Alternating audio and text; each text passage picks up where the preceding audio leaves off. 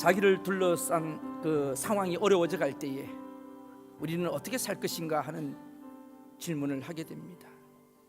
집안이 기울어져 갈 때, 사업이 어려워져 갈 때, 또한 직장의 생활이 불안할 때, 내 앞길이 매우 불투명하고 불안하게 보일 때, 그때 우리는 어떤 반응을 보일 수가 있겠습니까? 아마도 불평하고 원망하는 일이 제일 쉬울 것입니다. 요즘 이 세상도 참 불투명합니다.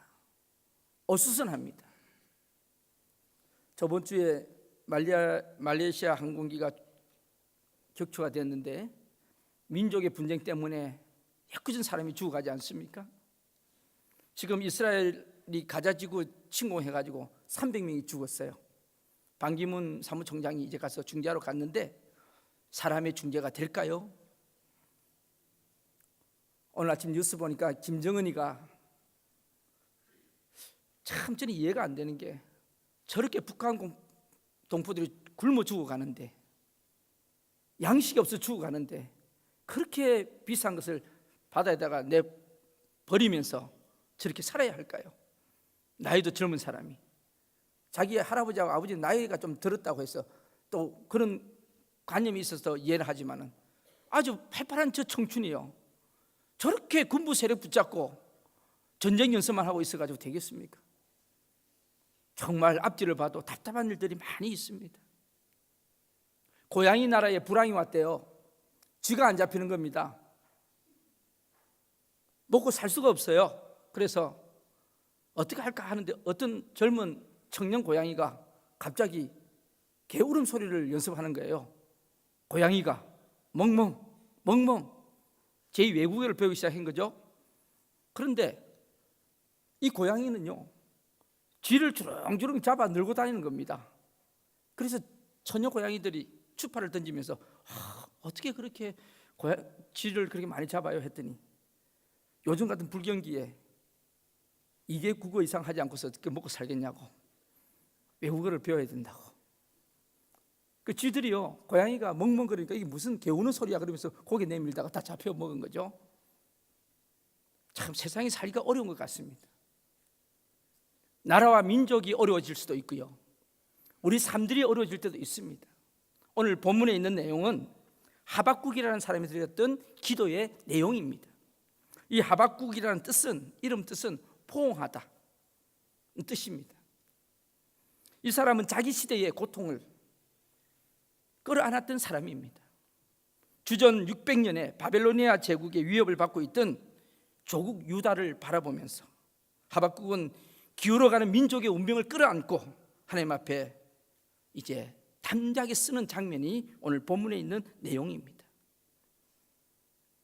그래서 오늘 말씀의 제목이 이럴 때 할 일, 내 삶이 어둡고 힘들 때 무엇을 해야 하느냐, 내 조국이 어렵고 힘들 때 우리는 과연 무엇을 해야 할 것인가.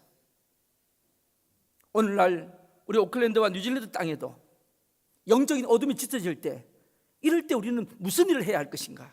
그래서 오늘 말씀의 제목이 이럴 때 할 일입니다. 오늘 하박국 선지자는 자기 민족의 그 어둠 앞에서 이제 무릎을 꿇기 시작합니다. 그는 절망하기보다는 기도합니다. 그는 원망하기보다는 기도합니다. 기도는 우리를 둘러싼 상황에서 적응할 수 있는, 대처할 수 있는, 버틸 수 있는 그런 힘을 제공합니다. 우리가 처한 상황을 바꿀 수 있는 하나님의 기적적인 간섭을 경험할 수 있고, 또 때로는 창조적인 지혜를 위로부터 공급받을 수가 있는 것이 기도입니다. 그래서 이 기도는 선택이 아니라 결정입니다. 잠깐 영상을 한번 보려고 합니다. 이 영상은 기독교하고는 아무 상관없는 영상이에요. 한 새의 이야기입니다. 한번 여러분 보시면서 여러분은 뭐를 어떻게 느끼시는지 한번 보시겠습니다. 그 영상 한번 틀어보시죠.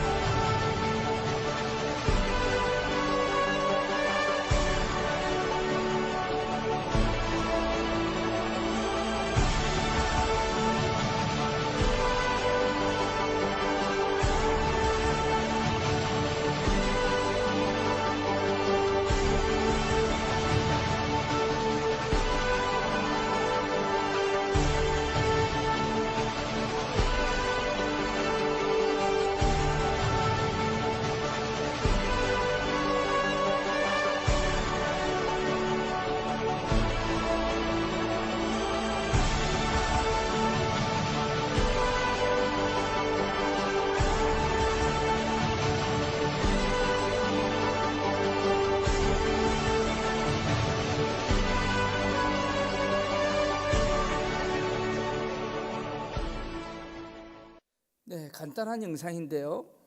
저는 저 영상이 물론 많이 보신 분도 계시겠지만은 여러분들은 어떻게 생각하십니까? 초이스가 아니고 디시전이다. 우리 인생의 삶은 반드시 선택의 기로점에 설 때가 있습니다. 하나의 민물들도요, 자기가 40년을 더 살기 위해서 130일이라고 하는 그런 과정을, 힘든 과정을 겪어서 나가는데, 하나님의 창조물이신 저와 여러분들이 우리 인생의 삶에 있어서 뭔가 결정하지 못한다면 우리 인생의 삶은 과연 어떻게 될 것인가? 오늘 이 아침에 한번 저 설계의 선택을 보면서 우리의 바른 선택은 과연 어떻게 가야 할 것인가? 여러분에게 한번 도전을 주고 싶습니다. 오늘 이 하박국이라고 하는 선지자는 자기 나라가 두 쪽으로 쪼개졌습니다. 하나는 북이스라엘로, 하나는 남유다로.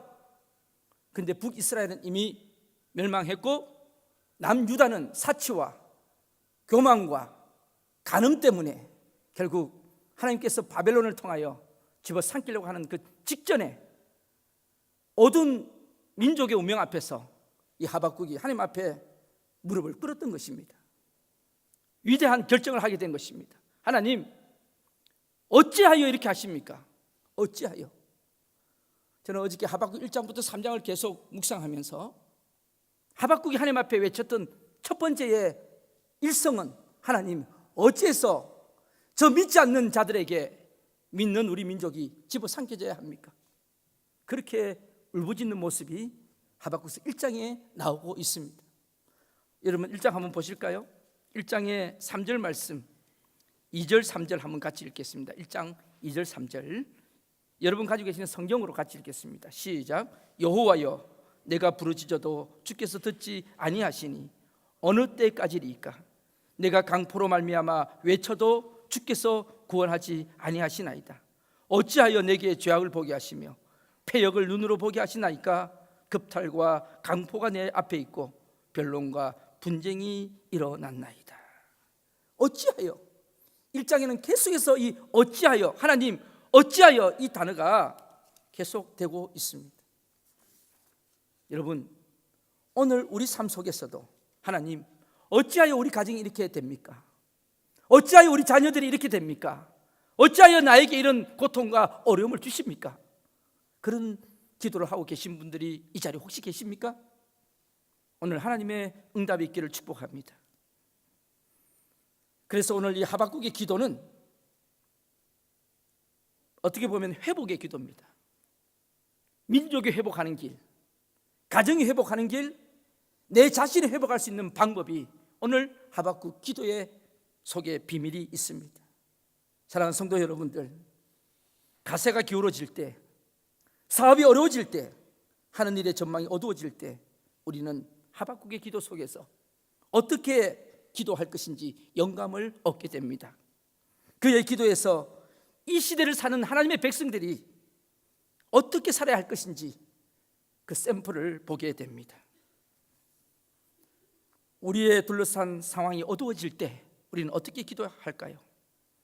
어떤 삶을 추구해야 할까요? 이런 질문에 대한 답을 하박국의 기도에서 찾아보려고 합니다. 먼저 우리가 하나 깨달아야 될 것은 진노의 하나님께 긍휼을 구해야 합니다. 긍휼하신 하나님을 찾으시기를 바랍니다. 현대인들은요, 사랑의 하나님을 좋아합니다.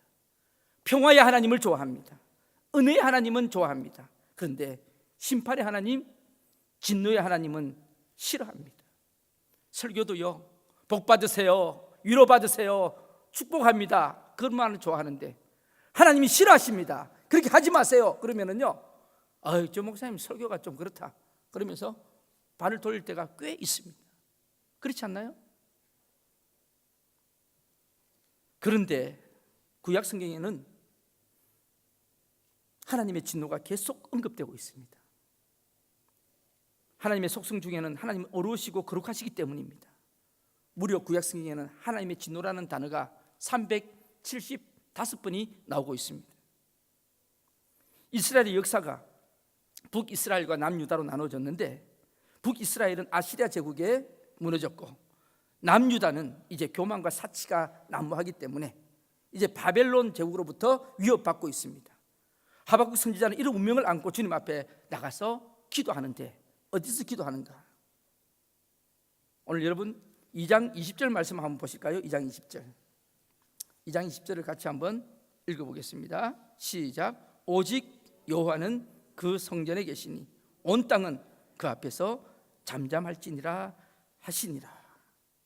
자, 오늘 하박국은 하나님 앞에 원망하다가 이제 드디어 성전에 나와서 무릎을 꿇습니다. 하나님 어찌하여 하다가 이제는 드디어 하박국의 기도가 내용이 바뀌기를 시작합니다. 1장에 비해서 훨씬 달라집니다. 어떻게 달라지죠? 3장 2절 말씀을 한번 보시겠습니다. 2절 말씀을 우리 같이 한번 읽겠습니다. 시작. 여호와여 내가 주께 대한 소문을 듣고 놀랐나이다. 여호와여 주는 주의 일을 이 수년 내에 부응하게 하옵소서. 이 수년 내에 나타내시옵소서. 진노 중에라도 긍휼을 잊지 마옵소서. 바뀌었잖아요. 여기서 이 놀랐다는 말은 창자가 흔들린다는 말이에요. 뼈가 썩어 들어갈 만큼 고통스럽다는 말입니다. 주님, 우리 민족이 망한다고요? 너무 어렵고 힘든 이야기네요. 그러면서 뭐라고 이야기했냐면 진노 중에라도 긍휼을 잊지 마옵소서. 긍휼을 잊지 마옵소서. 오늘 이 본문의 말씀을 다시 한번 제가 풀어서 이야기하면 이런 말입니다. 하나님 맞습니다.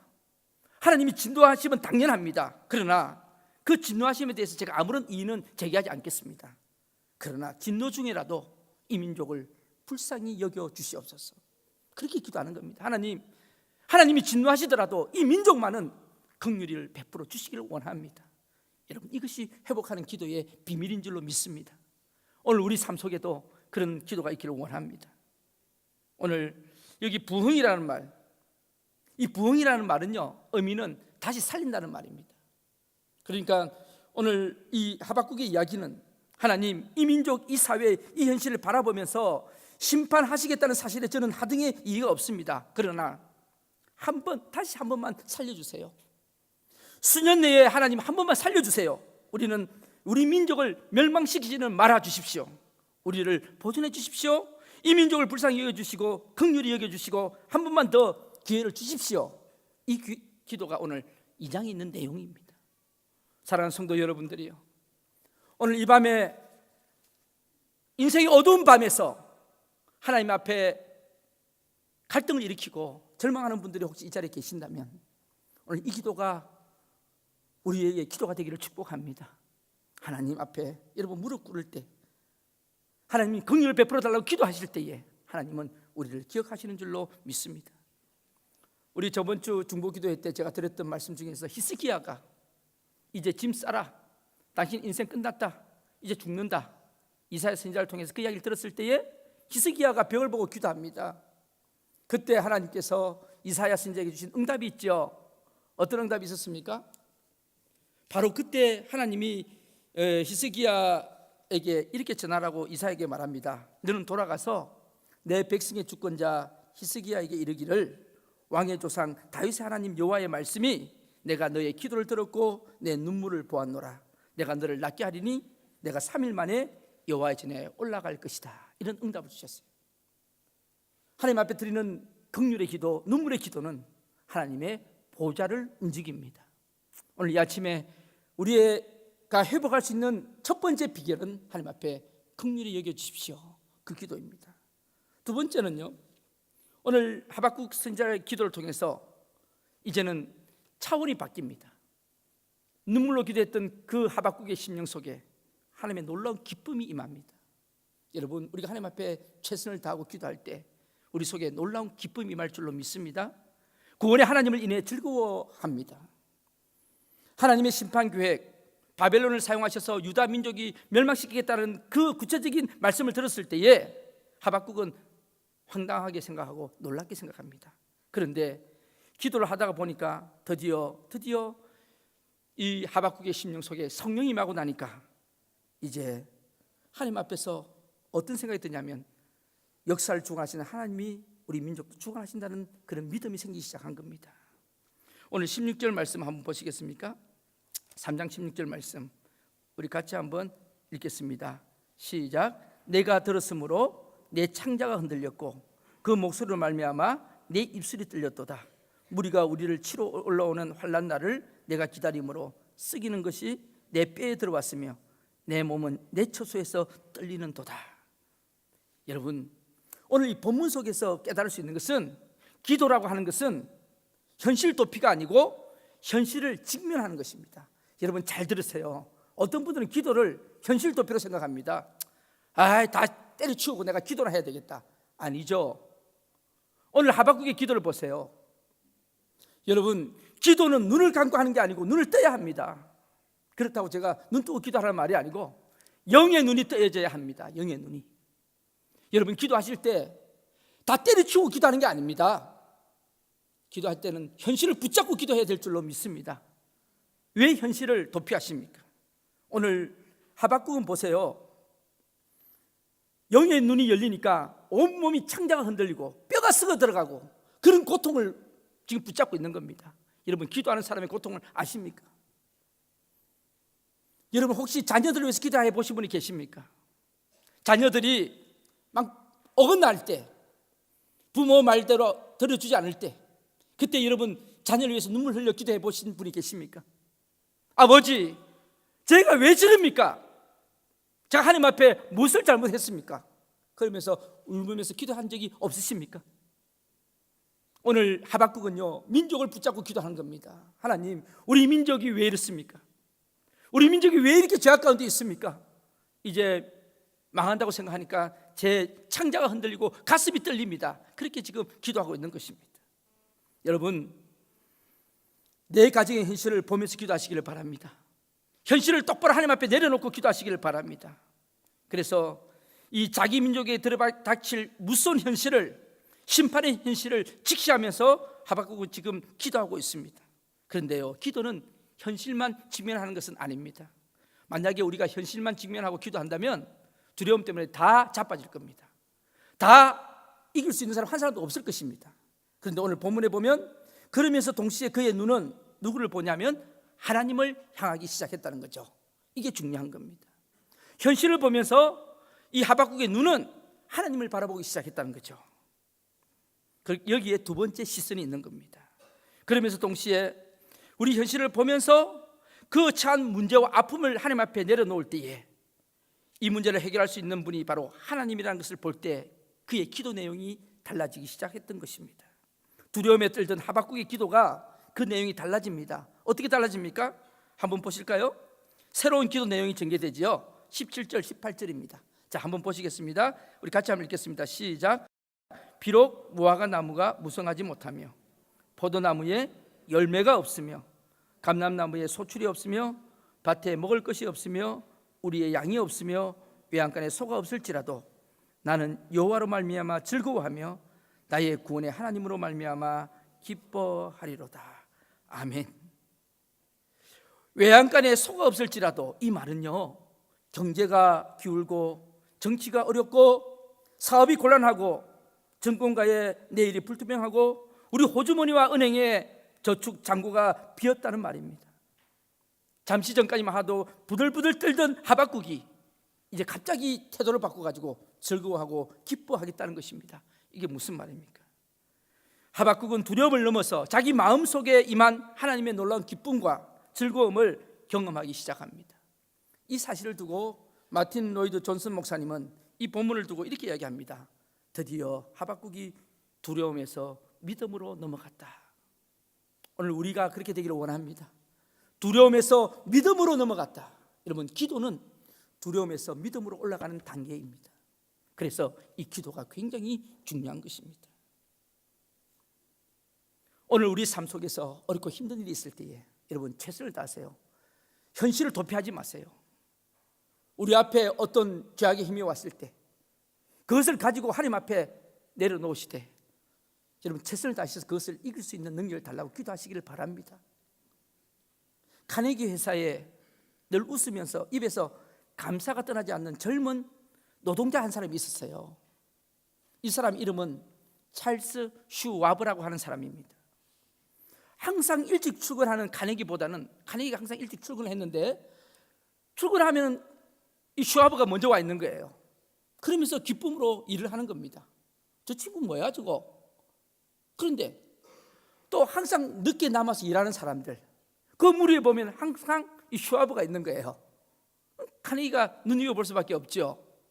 저 친구, 저 젊은 친구가 참 그렇다? 그러면서 보기 시작했죠. 어느 날 카네기는 그에게 $100만 보너스를 줍니다. 그것은 감사와 최선을 다하는 사람에게 주는 카네기의 배려였습니다. 훗날 이 젊은이가 바로 미국 최고의 강철 회사 유나이트 스틸사의 사장이 됩니다. 그 사장 취임식에서 카네기가 축사를 합니다. 여러분, 일개 노동자가 어떻게 이 스틸사의 사장으로 앉을 수가 있는가 하고 많은 사람들이 의아해할 것입니다.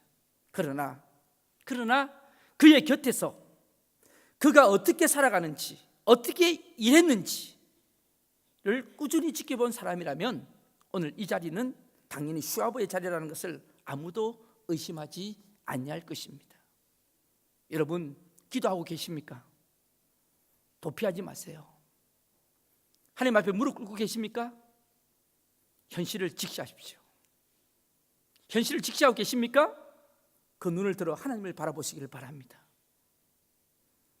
마지막으로 오늘 이 하박국의 기도 속에서 우리가 깨닫는 것은 고통 속에 기도하면 반드시 하나님은 버틸 수 있는 힘을 주신다. 소망의 하나님을 신뢰하시기를 바랍니다. 하나님은 우상 같은 분이 아니십니다. 하나님은 살아계셔서 역사하시는 하나님이십니다. 냉수 떠놓고 비는 하나님이 아닙니다. 산신령처럼 비는 하나님이 아니라고요. 나무 주위에 새끼줄 꼬고 나무 주위에 새끼줄을 꼬아놓고 비는 그런 우상이 아닙니다. 하나님은 살아계셔서 역사하시는 하나님이십니다. 믿으십니까?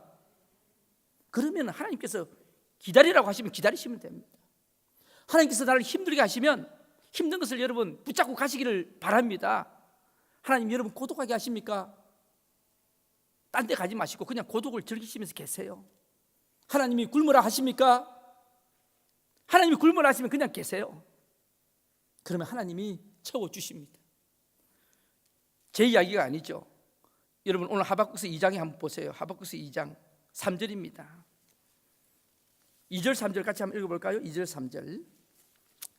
오늘 여러분에게 주시는 하나님 말씀 되기를 바랍니다. 시작. 여호와께서 내게 대답하여 이르시되 너는 이 묵시를 기록하여 판에 명백히 새기되 달려가면서도 읽을 수 있게 하라. 이 묵시는 정한 때가 있나니 그 종말이 속히 이르겠고 결코 거짓되지 아니하리라. 비록 더딜지라도 기다리라. 지체되지 않고 반드시 응하리라. 아멘. 기다리라. 하나님은 우리를 기다리게 하시면서 역사하시는 하나님이십니다. 하나님이 기다리라고 하시면 힘이 들어도 기다릴 수 있는 믿음이 있기를 축복합니다.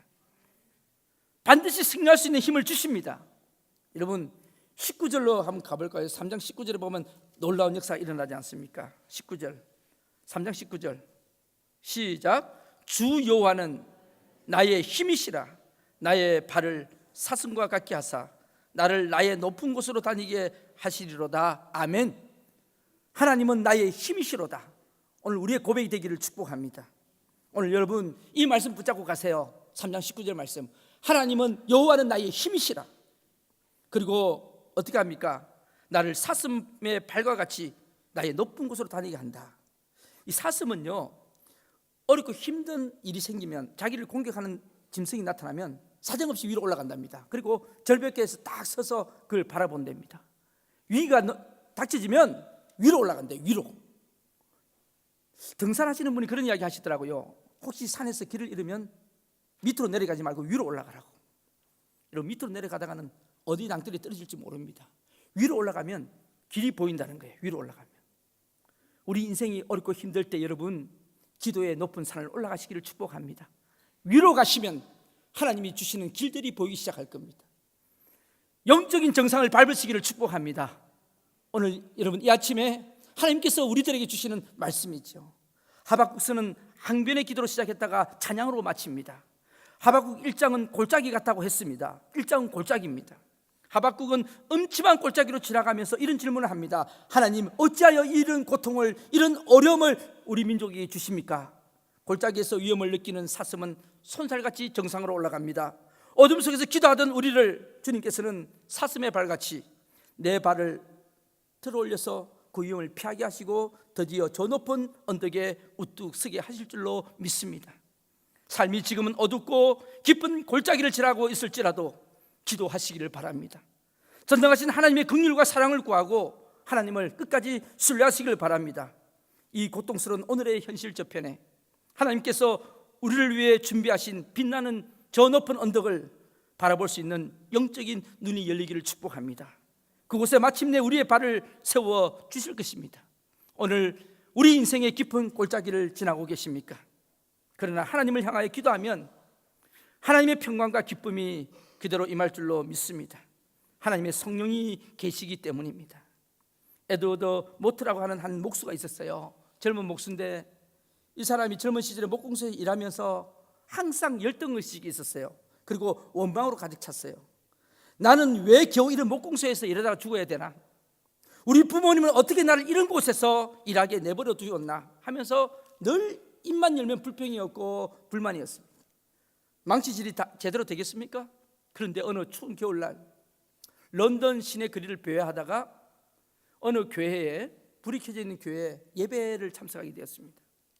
그때 아마 그 교회 목사님께서 요한복음 3장을 가지고 말씀을 전하셨던 것 같아요. 거듭남에 대해서 설교를 하셨어요. 저 뒤쪽에 인생을 좌절하고 원망했던 에드워드 모트가 뒤에 앉았다가 그 말씀을 들었는데 성령께서 갑자기 그 말씀을 깨닫게 하시고 감동을 주셔가지고 그 사람이 예수 그리스도를 영접하게 됩니다. 그는 거듭나야 한다는 목사님 말씀을 듣는 그 순간에 성령의 은혜로 거듭난 그리스도인이 되었어요. 성령께서 그의 마음을 열어주시고 예수 그리스도를 믿게 하시고 거듭나게 하셨어요. 그리고 그 위에 자신의 삶을 다음과 같이 일기에 적고 있습니다. 한번 들어보시겠습니까? 내 망치는 노래하기 시작했다. 내 망치는 이제 춤을 춘다. 그리고 내 눈동자는 생기가 돌고 내 마음속에는 생수가 솟는다. 예수 그리스도가 내 마음에 오셨기 때문이다. 나는 거듭났다. 그는 후에 그 목공소를 인수하게 됩니다. 그 목공소 사장이 됩니다.